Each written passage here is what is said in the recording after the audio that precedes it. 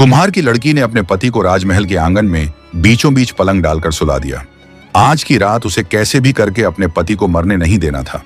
पति की मृत्यु को टालने के लिए उसने पलंग के एक कोने पर दिया जलाकर रख दिया और हाथ जोड़कर प्रार्थना की, हे अग्निदेव, आज की रात पलंग के इस कोने की जिम्मेवारी आपकी है।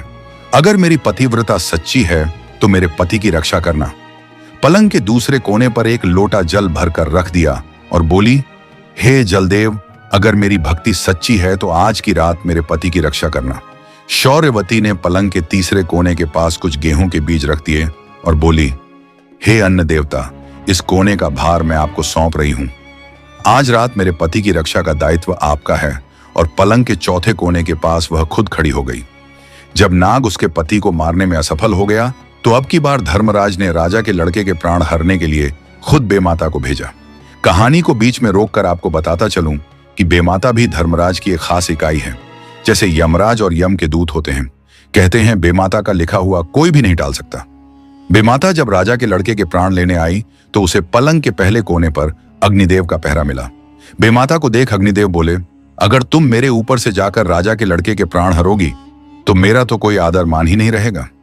मैं ही हूं जो जीने से लेकर मृत्यु तक हर व्यक्ति को पवित्र करता हूं। अगर तुम मेरा निरादर करके उसके प्राण लोगी तो मेरा तो अस्तित्व ही खत्म हो जाएगा। फिर बेमाता पलंग के दूसरे कोने के पास जाती है तो वहां उसे जल देवता मिलते हैं। वह भी वही बात कहते हैं, अगर तुम मेरा निरादर करके राजा के लड़के के प्राण हरोगी तो कौन मुझे देवता मानेगा, मेरा तो अस्तित्व ही मिट जाएगा।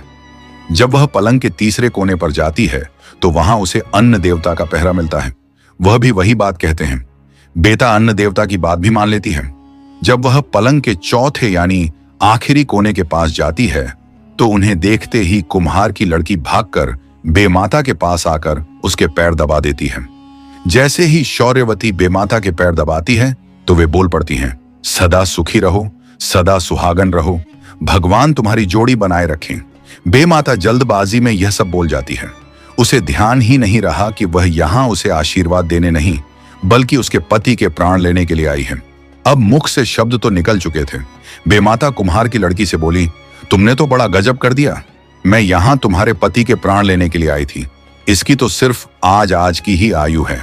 आज इसे धर्मराज के घर पेश होना है, पर तुमने तो छल से मेरे ही कान काट लिए।